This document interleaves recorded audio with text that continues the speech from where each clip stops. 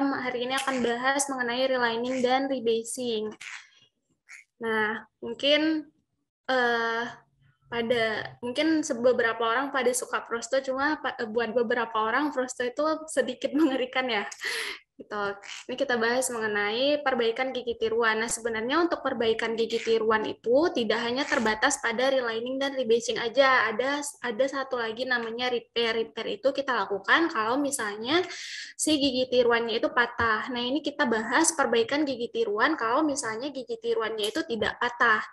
Nah, apa saja yang menjadi indikasi utama ketika si gigi tiruan itu perlu diperbaiki? Di antaranya ada iritasi mukosa sama resorpsi tulang. Kenapa? Kalau resorpsi tulang itu membutuhkan perbaikan dari gigi tiruannya. Karena resorpsi dari tulang itu akan menyebabkan kehilangan retensi dan stabilisasi dari gigi tiruan. Nanti ujungnya si gigi tiruannya itu menjadi goyang dan dapat menghasilkan trauma mukosa. Maka oleh sebab itu kita perlu melakukan perbaikan.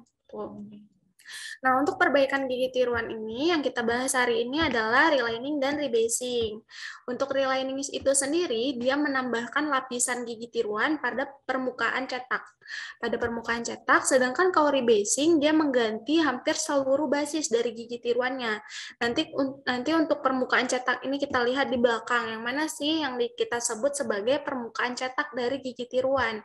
Nah, kemudian ada tissue conditioner sama resilient atau soft liner. Pada beberapa referensi, ini disebut sebagai bagian dari relining, tapi pada beberapa referensi, untuk tissue conditioner dan resilient soft liner ini dipisah dari relining. Tapi di sini kita bahas sebagai bagian dari relining.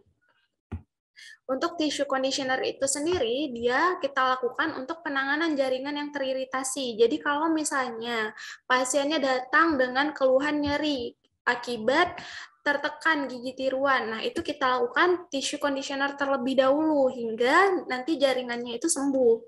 Setelah jaringannya sembuh, kemudian kita pastikan penyebabnya apa, misalnya ada tonjolan tulang, atau bagian tulang yang tajam, maka itu kita lakukan soft liner. Dia lanjutan dari tissue conditioner. Soft liner hanya dapat dilakukan ketika jaringannya sudah sehat. Nah, ini permukaan dari gigi tiruan. Permukaan dari gigi tiruan itu ada tiga permukaan. Yang pertama ada permukaan okusal. Permukaan okusal itu bagian sini atau bagian gigi tiruan yang saling berkontak dengan gigi atau gigi tiruan antagonis. Itu disebut sebagai permukaan okusal.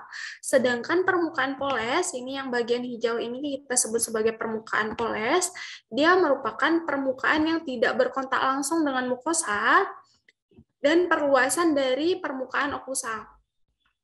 Ini kita sebut sebagai permukaan poles. Kemudian yang terakhir ada permukaan cetak. Permukaan cetak adalah permukaan yang berkontak langsung dengan mukosa pendukung, atau kita sebut juga sebagai dencar biring area. Jadi dia berkontak langsung dengan dencar biring area. Nanti pada prosedur relining dan rebasing yang kita otak-atik adalah bagian yang permukaan cetak ini. Gitu. Jadi yang permukaan cetak ini yang kita perbaiki. Nah, kemudian untuk perbaikan gigi tiruan, ini kita bahas lagi pembagiannya.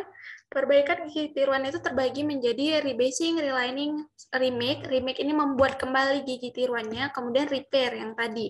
Repair itu kita lakukan kalau misalnya gigi tiruannya itu patah, sedangkan rebasing dan relining kalau misalnya gigi tiruannya itu terjadi kehilangan retensi atau gigi tiruannya itu goyang. Sedangkan remake kita buat kalau misalnya dia sudah tidak dapat lagi, kita perbaiki.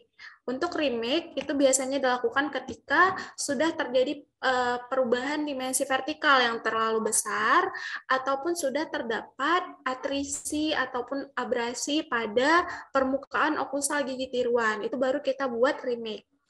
Sedangkan kalau misalnya pada kondisi di mana gigi tiruannya hanya goyang, terjadi perubahan warna basis, itu kita lakukan rebasing dan relining.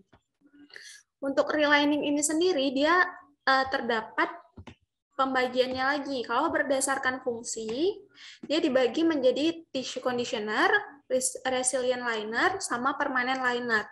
Untuk tissue conditioner ini yang kita bahas tadi, kita pakai atau kita gunakan ketika jaringannya itu teriritasi.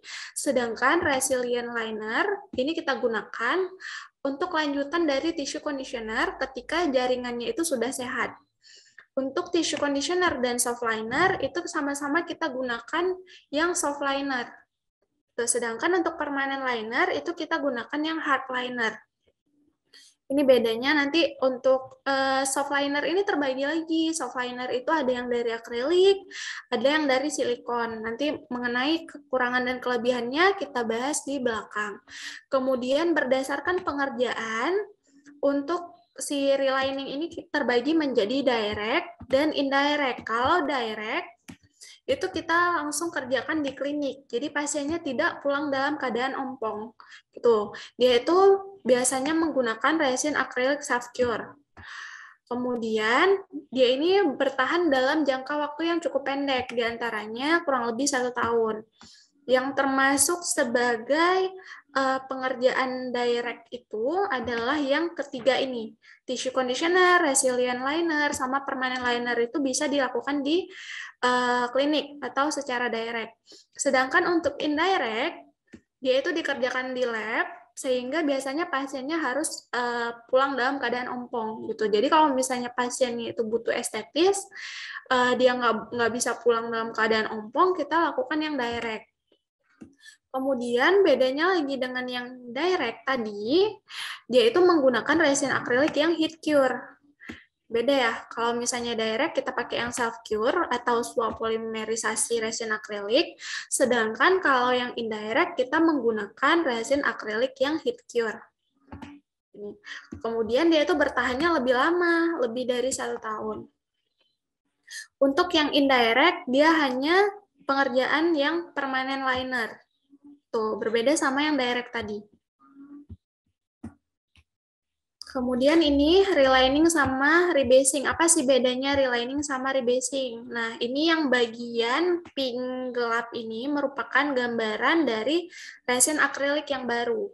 Kalau relining, ini relining yang A, dia menambahkan lapisan pada gigi tiruan. Sedangkan kalau misalnya rebasing, dia itu mengganti hampir seluruh basis dari gigi tiruannya. Nih. Itu beda relining sama rebasing. Kemudian, untuk bahannya, bahan apa yang kita gunakan untuk relining dan rebasing? Ini relining biasa ya, bukan yang tissue conditioner ataupun yang resilient liner tadi. Kalau misalnya relining direct, kita menggunakan yang resin acrylic soft cure atau kita sebut juga sebagai cold cure acrylic resin ataupun resin acrylic swap polimerisasi. Nah, apa sih kelebihan dan kekurangan dari bahan ini? Kalau misalnya self cure ini, self cure yang resin akrilik, itu pengerjaannya itu lebih singkat. Dia bisa dilakukan di klinik. Akan tetapi monomer residunya itu yang dihasilkan lebih banyak. Sisa dari monomernya itu lebih banyak. Nah, untuk monomer ini sendiri dia ada efek berbahayanya. Bisa menyebabkan terjadinya chemical burn pada jaringan. Jadi terkadang pasiennya setelah kita lakukan relining direct mengeluhkan bagian permukaan mukosanya itu kemerahan misalnya. Nah, itu bisa karena monomer residu ini, si metil metakrilat. Kemudian untuk self cure ini dia stabilitas warnanya itu lebih rendah ketimbang yang heat cure. Itu kekurangannya. Kemudian dia impact strength-nya itu lebih rendah. Apa fungsi dari impact strength ini? Kalau misalnya impact strength-nya tinggi, ketahanan dari si gigi tiruan terhadap jatuh misalnya, nah itu lebih besar. Jadi si gigi tiruannya itu lebih sulit patah gitu. Jadi untuk relining direct ada kekurangan, ada kelebihannya. Jadi kalau misalnya nanti kita di klinik terus gigi tiruan pasiennya goyang, pasiennya minta memperbaiki, nah itu kita kasih pertimbangan ini, walaupun pasiennya nggak pulang dalam keadaan ompong, tapi ada kekurangan-kekurangan lain. Selain itu, ada satu lagi yang tidak tersebut di sini. Pada pengerjaan relining direct, pasiennya itu akan pengerjaannya itu kan langsung di dalam mulut pasien. Nah, setting dari resin akriliknya ini langsung di mulut pasien. Nah, itu bisa menyebabkan yang chemical burn tadi juga. Karena selama polimerisasi akan terjadi panas, akan dilepaskan panas dari resin akrilik ini. Gitu. Sehingga nanti dapat menyebabkan iritasi pada pasien. Itu kekurangannya satu lagi. Kemudian ada relining indirect sama rebasing. Nah, untuk relining indirect dan rebasing ini dia menggunakan bahan yang sama, yaitu heat cure. Ya, heat cure resin akrilik. Atau disebut juga resin akrilik polimerisasi panas. Dia membutuhkan panas untuk setting. Gitu. Jadi nanti biasanya dilakukan perebusan. Yang biasa dikerjakan dilakukan perebusan. Nah, kelebihannya apa aja untuk si bahan heat cure ini? Stabilitas warnanya itu lebih baik. Kemudian impact strength-nya itu lebih tinggi ketimbang yang soft cure, sehingga lebih tahan terhadap benturan gitu. Kemudian keuntungannya lagi monomer residunya itu lebih rendah, sehingga kemungkinan iritasinya itu lebih rendah dibanding yang soft cure tadi. Akan tetapi, kekurangannya pengerjaannya membutuhkan waktu yang lebih lama. Pasien harus pulang dalam keadaan ompong, karena ini dikerjakan di lab, kalau yang relining indirect dan rebasing. Gitu. Kemudian keuntungan satunya lagi, pasien nggak berkontak langsung dengan resin akrilik yang sedang terpolimerisasi, sehingga tidak ada kemungkinan terjadi iritasi. Gitu. Ini untuk bahannya.